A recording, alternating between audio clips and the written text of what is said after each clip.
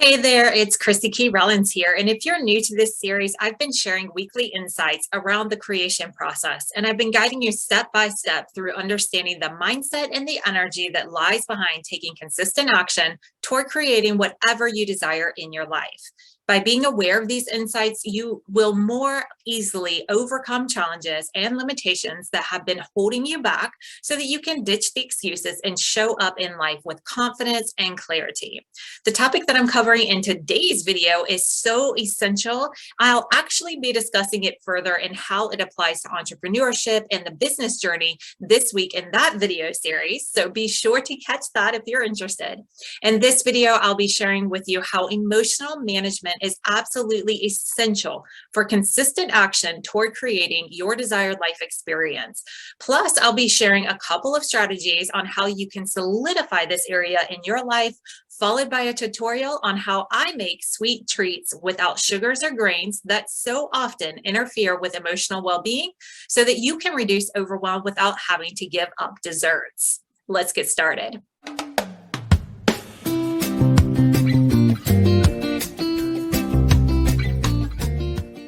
If you want early access to these videos, you can join the community that I'm building over on Patreon. You can find out more at bit.ly holistic support, where all year long, I'm going in depth on how to create a life that you love to wake up to, show up for, and easily break the cycles that are keeping you stuck in life. So hop over there and check out the different membership levels and find the level of support that is right for you.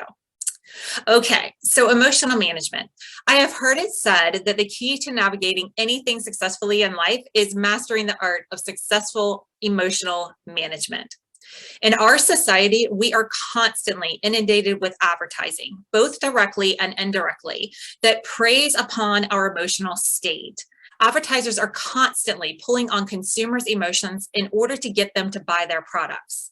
Some we can easily recognize, many we do not, because these marketers have turned to subliminal advertising, such as product placement, in order to connect their products to your emotional state and silently convince you that your life will be better if their products were a part of it.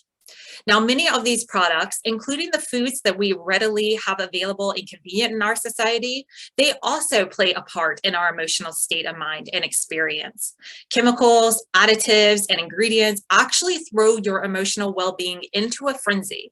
And if you feel that you struggle with mental and emotional wellness, then I definitely invite you to begin to look at what you are consuming on all levels: food, entertainment, news, wherever you are giving your attention and your energy towards.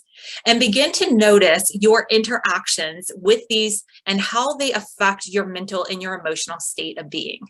You may even consider keeping a diary or a journal of what you eat, what you watch, where you're giving your attention and your energy, and how you feel. Sometimes it's easy to make these connections. Other places it's more challenging, like food, for example. Food takes a 36-hour cycle in the body. So while yes, sometimes you can eat food and immediately feel a shift, like getting sleepy, for example, others may be more challenging to connect to until you map it all out in a journal and a diary. Now, why is this helpful to begin to realize? Well, if you don't take the time to pinpoint what is throwing your energy for a loop, it is easy to make the mistake that you are the problem, that you're just lazy, you're unmotivated, you're uninspired, you're not talented, on and on. The truth is, you are none of these things. At your purest essence, you ooze greatness and inspiration, and your soul wants nothing more than to be in a continual state of flow and fulfillment, which is exactly why anything less throws you for a loop and brings about depressed states of being and a negative experience of yourself.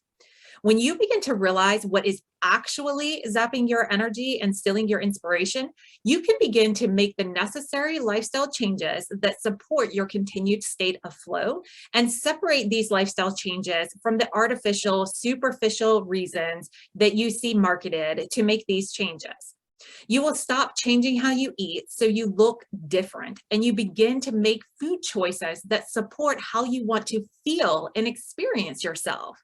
You will stop forcing yourself to show up to avoid adverse consequences and instead naturally show up because that's what you came to this life to do, to show up and to be your full, amazing self.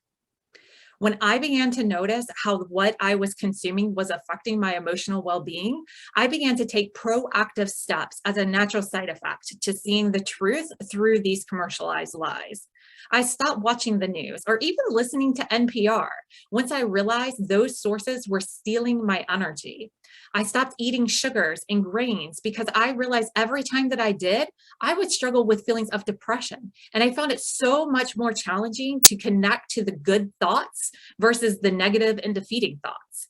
I began to realize a momentary taste sensation was not a treat at all if it all led me to hours and days of struggling in my own mental and emotional self. And it's my true desire and my hope that you will accept this invitation. I'm extending it to you to begin to honor your emotional well-being as a top priority and to begin the ongoing self-discovery journey of making these connections for yourself. Emotional management is also essential because no one can do this for you and no one will ever do this for you. It's essential because your life literally depends on it. The life that you desire to experience can only come to fruition by you successfully managing your emotional state. And if you do not take conscious control over your emotions, you will end up only ever doing that which you feel like doing in the moment, which is why you so easily find yourself with habits and in cycles that are really hard to break. This is the part of life that you actually can control, and it literally is the only thing in life that you can control. Now, let me say that making these connections does not mean that you have to give up all the wonderful taste sensations that you enjoy. You just will have to modify how you are used to consuming and find how you can get the same experiences without the aspects that are zapping your well-being. One of these ways that we do this in our household is by eliminating flours, wheats, and grains and sugars. All of those throw our emotional and our physical states for a loop. And we have found what ingredients actually support our well-being, and I encourage you to do the same thing. If you're interested in seeing one of the ways that we make sweet desserts in our house without having to compromise our physical, emotional, and mental well-being, then I'm going to share that to you now. So join me in my kitchen.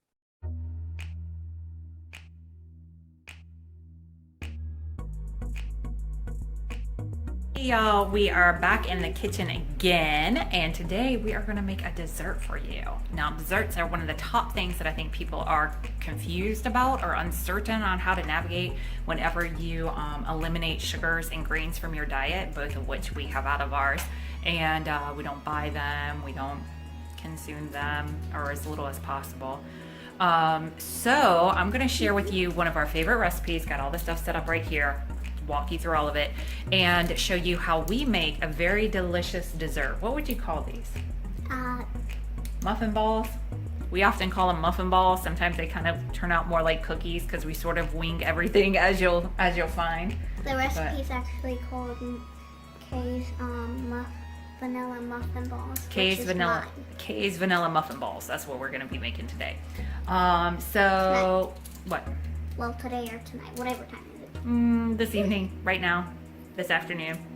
Now, all right, let's get started. All of our ingredients here, we're going to use coconut flour, almond flour. I like to add a little bit of our favorite protein shake that we like to use here, so we're going to add some of that. We got baking powder, and whenever I get this, I always look to see that it's aluminum free. It's one of the things that matters to me and my family. You might want to do some research on aluminum. Maybe we'll talk more about that. Not something you want going into your body, so eliminate it as much as possible from your diet and from your health and beauty products. And then we have some baking soda here, some cinnamon we'll probably add into the mix, all of our measuring tools, and then we're going to use a ripe, can you move that out of the way please? Thank you. We're going to use a ripe banana for our sweetener today. Sometimes we use applesauce. I actually wanted to use both, but today we're just going to go with the banana unless I feel called to add in the applesauce. And then we got, of course, our measuring spoons that this young lady really would like to show us. Okay, and a cheese grater, and I'll tell you what that's for when we get to that step. Okay, and our big mixing bowl, spatula, measuring spoons, all set, ready to go. Oh, and then we like to bake on a pizza stone, and this just has a layer of parchment paper that I went ahead and put down on it. It's just kind of layered there onto the baking stone. All right. Go. Good? Mm-hmm. Okay. So we like to use coconut flour and almond flour. If we're out of one, we just switch to the other. And when we have both, we usually bake with both. And the rule of thumb that we follow is that we always use half as much coconut flour as we do almond flour when we combine the two together. Coconut flour is really absorbent, so a little bit goes a long way. If you ever get things too liquidy, add a little bit of coconut flour, it'll soak it right on up. But if you use too much of it, it'll cause everything to get pretty dry. And in order to make this, we just looked on the internet to find some recipes, some no sugar, no grain recipes, and then we just adopted it based on what ingredients we had in the house and have to kind of play around with it. So we do it a little bit different every time, but I follow kind of the same basic recipe. Yes, and we always do the flour. So I'm going to do 1 cup of almond flour. This is a half measuring scoop, so I'm going to do 2 of these. 2. And I kind of just mix everything together, but I do mix my dry ingredients together first before adding in wet ingredients. So set that out of my way. And then 2 scoops of almond, 1 scoop of the coconut flour. We double dip at our house because you know you can do that when you're at home as long as you don't have somebody with allergies. As you know, almonds and coconuts are both things you can have allergies with. So got those taken care of. Check, check. Now we're going to add some salt. So I wrote down on here, I hear a little from the camera girl. I wrote down on here a 1/4 teaspoon of salt. I don't really know how much that is, but we use a salt grinder, so that's just my best guess. So just add some salt, and if you want to measure it out, go for about 1/4 teaspoon. And I just kind of will measure it into a cup to kind of get an idea of how much I'm doing, so I don't go totally too crazy. But as you can see, just some stuff in there. Toss it in. Okay. And then we like to add cinnamon to like everything. So we're gonna add some of that. I wrote down on here 3 teaspoons. That seems like a lot. So maybe not quite that much. Maybe like 1 to 2 teaspoons. I don't know. Yeah.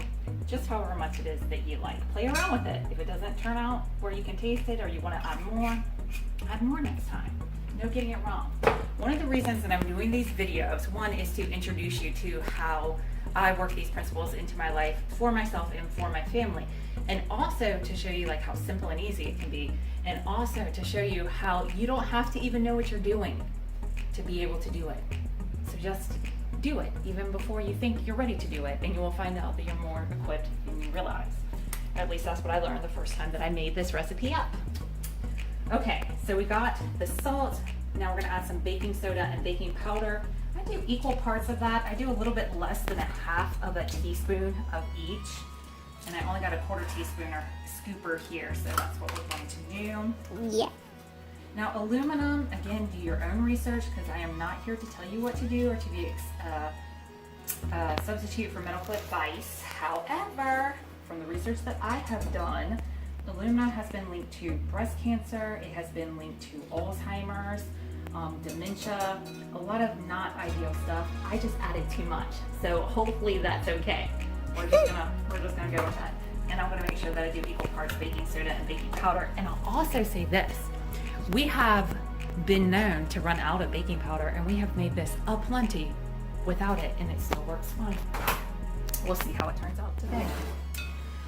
Yeah, so aluminum, it is often in some baking products like baking powder, and you can also find it in antiperspirants and deodorants, but mostly antiperspirants. So check the ingredient label on your beauty products as well as your food products and try to eliminate as much as possible, or consider that. Do your own research and see what you come to. Okay, we don't have this, so we're not going to worry about that. I put on here coconut cream and coconut oil because we had both of those last time. We got coconut oil now, but I'm going to just stick with butter, and I'll show you what I do with the butter in a minute. Yeah. Okay. Butter, Olive butter. oil, I'm not sure why I have that on there. I'm gonna skip that too, because we're just gonna go with butter, because we really like butter. I do. And let's see, we don't have any stevia powder, so I'm not gonna worry about that. Applesauce, I'm not gonna use almond milk, like the only other thing. Yeah. So I'm gonna do a scoop of our protein shake. This is a whey-based one, which is Keely's preference, and then we also have a plant-based one, which is my preference, just nutritionally speaking. But we do a scoop of that. This is a vanilla flavor, a creamy French vanilla flavor. I love it. Yeah. That's why we run out of it quickly. Yes, we do run out of it probably the fastest out of all the shakes. Because we use it in baking so much. And we'll just do a scoop. And I have like vanilla, 2 scoops in each shake. Yeah, 2 scoops for a full shake. This works as a wonderful meal replacement. It's what we have for breakfast every day. A lot of times for a lunch or midday fill up, replenish snack. Yeah. And it's a full complete meal replacement. I think around 240 calories, all the nutrition that you need. And what were you gonna say? And unless you go to a friend's house like how I did to have a sleepover, you can eat a waffle for breakfast, which is what I had. 3 waffles. Yes. Now, the shakes travel very well, so we always bring them with us whenever we travel. But if we're staying at a friend's house and their mom makes waffles, then of course, when in Rome, right? I've never had a waffle except for them. Except for them. Yeah, we'll have to figure out a grain-free, sugar-free waffle recipe. Singable. All right, we have all of our dry ingredients together, so I'm going to give that a stir. Hey, I wish I wasn't the camera girl because I wanted to stir. Oh, well then why don't we trade spots? Go ahead and hit stop. I traded spots with my camera girl so that she can work on stirring up the dry batter. And while she does that, or the dry ingredients rather, I am going to preheat the oven. Did I write down how I bake this? No, of course not. So we're gonna go with 420 degrees because my oven really likes that temperature. We find that things work well. Our oven's very old, so I don't know that it's exactly correct, but we're gonna go with 420. I'm gonna turn off the light here while I got that queued up. How's the stirring going? Good. You keeping it all in the bowl? Yes. Perfect. I'm chocolate. All right, I got the oven preheating. That's always the trick at our house, not to start the preheat too early. And I think that this is about perfect time because we just need to add the butter and the banana and double check our list and see if we forgot anything. And then we'll scoop these bad boys up and put them on our baking stone here. All right. Okay, good. Okay, so we just mixed up all of our dry ingredients, and now we are peeling our old overripe banana that's been sitting in the refrigerator, just waiting for this moment. And I'm gonna just peel that and toss it to the side too, or on the ground, you know, whichever. And I'm just gonna break up this banana. It's super soft, it's super old. We're just gonna squish it up so it's kind of chunky. Yeah. This is where you make sure you wash your hands first. And don't be afraid to get a little messy because you can always wash your hands again. I get messy sometimes. Yeah. Usually. So this will get smushed up a little bit more as we mix it up for the final mixing once all the wet ingredients are in, but I'll just add it straight in. What do you do? Do you have me on camera? Is this thing on? Yes. Okay.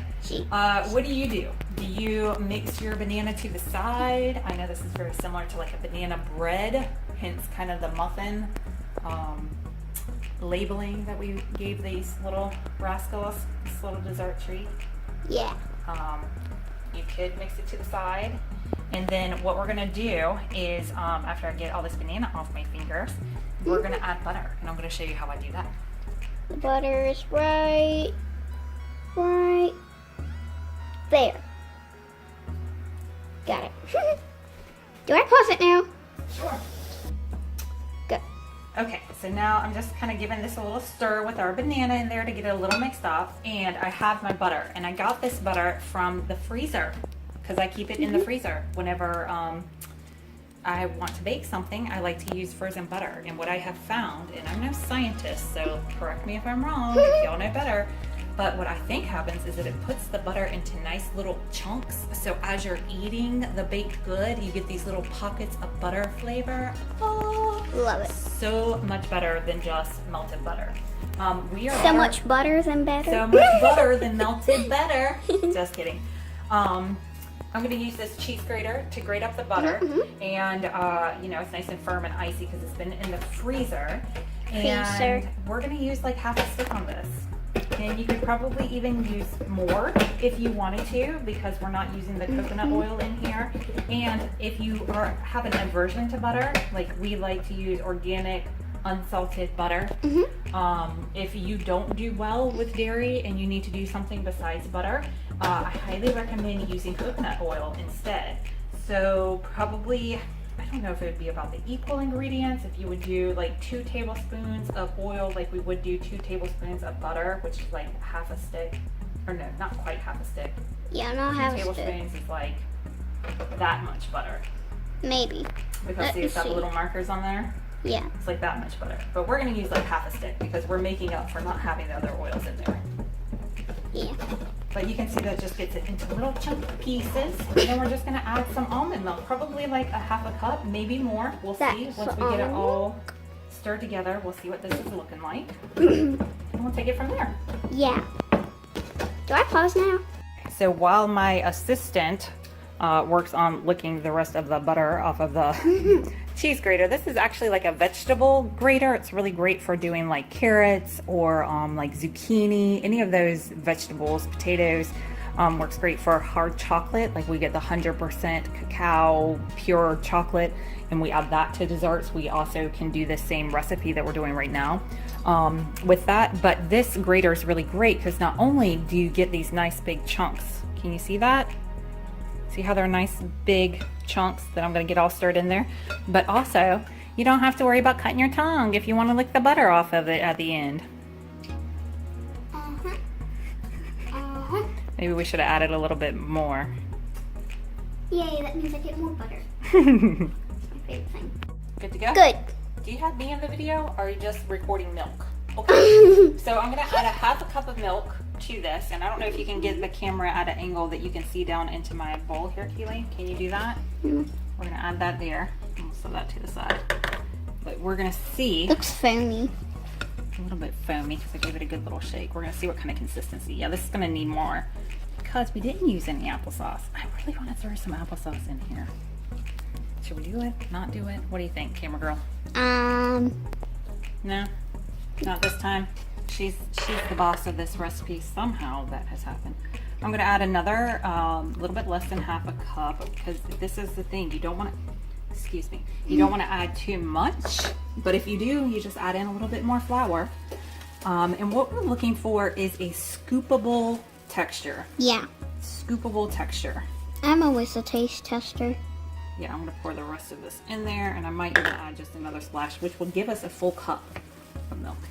We don't usually have many bowls because I eat like half the batter because it's always so good. That's true. She does like to sample the batter. We're going to do another splash in here. Yep, I do. Get the good milk. Alright, that should be enough. Try not to drop the phone in there. Yeah, let's not do that. We know that it survived the ocean, but let's not bake it in the oven. Yeah, because she dropped it in the ocean once when she was at the beach. That's the last time I was at the beach, actually. And shout out for the Samsung Galaxy S7 because you can drop that bad boy in the ocean, let it get knocked around by a couple waves, fish it back out.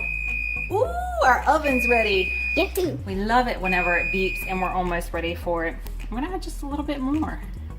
And if it doesn't give me the texture I want, I'm gonna be adding applesauce. Okay. Okay. You don't have to record me. You can record this, or you can just hit stop till we're done.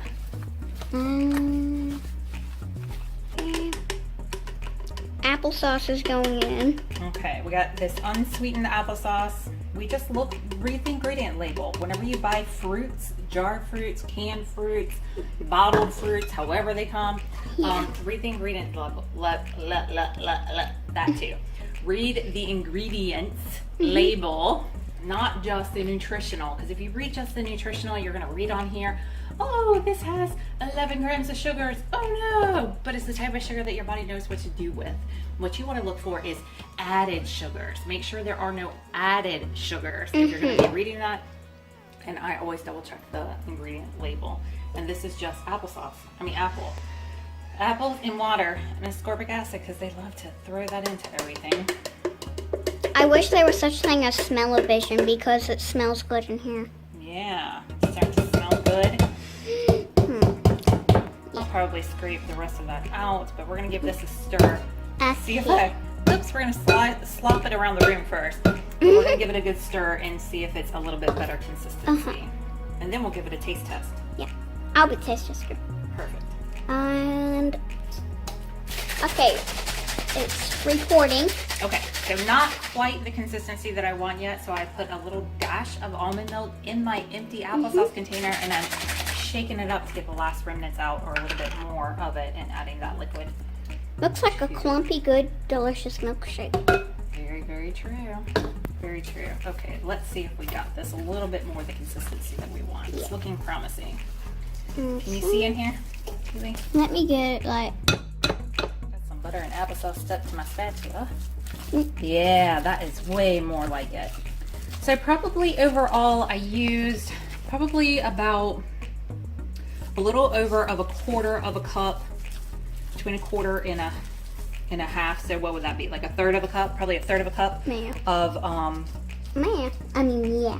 applesauce.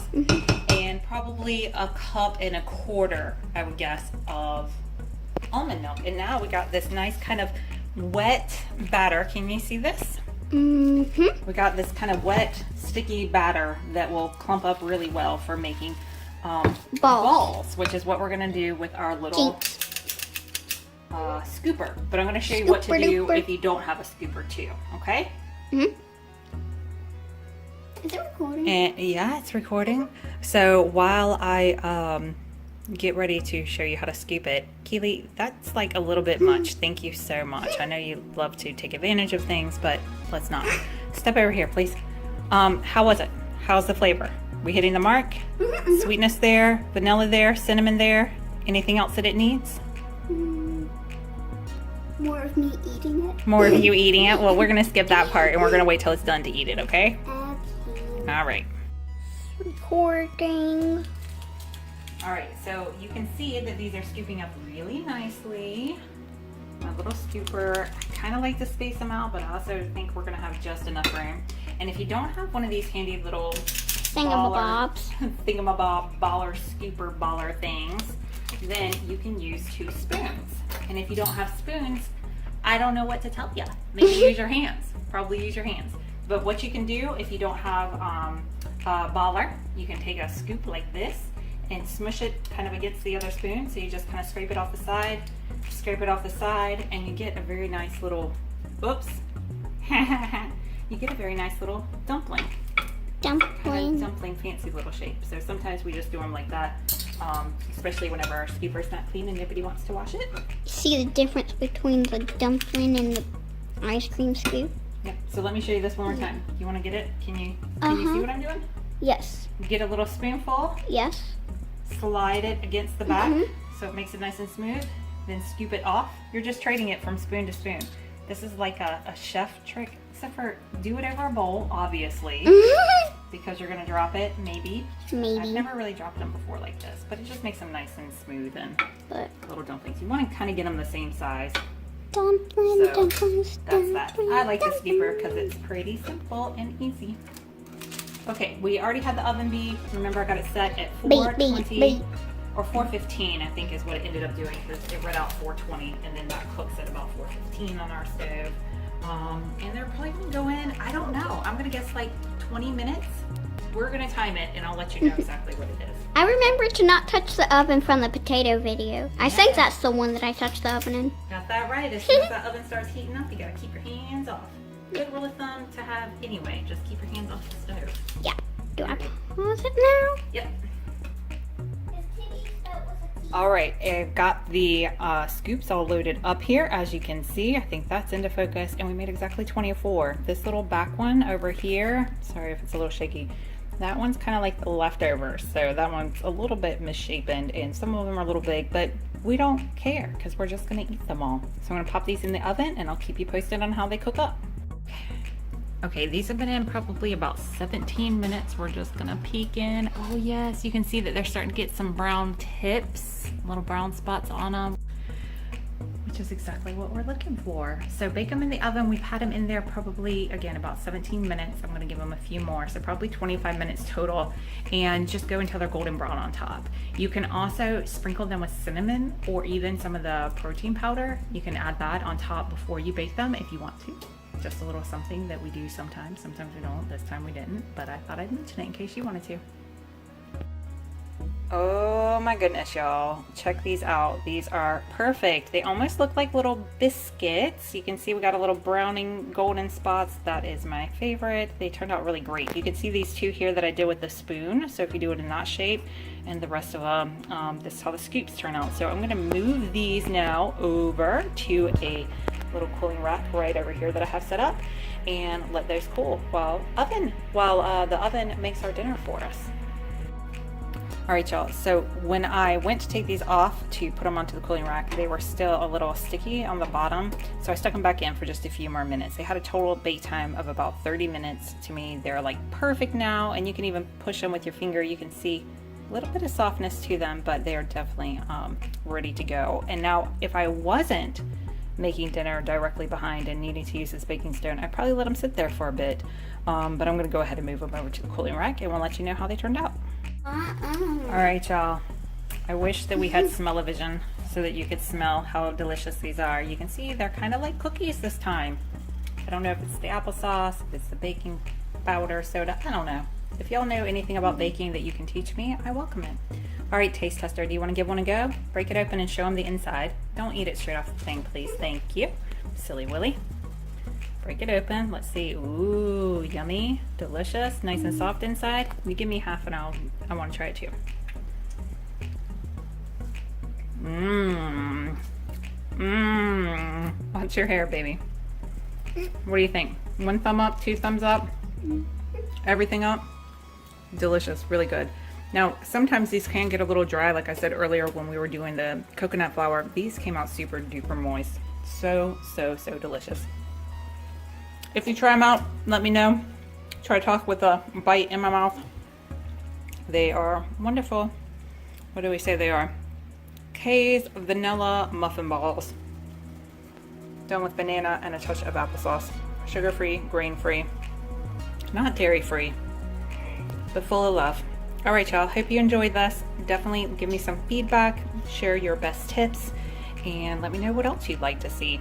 If you have additional thoughts to share around emotional management and its role in the creation process, or around making foods that support emotional well-being, then be sure to share your thoughts in the comments below so that we can all learn from you as well. And if you make the dessert that I shared in this video, then I definitely want to know how that turned out for you and if you enjoyed it. Thank you for watching and sharing this video with others. Be sure to hit the subscribe button wherever you are viewing this and turn on notifications so that you can know every time that a new video drops.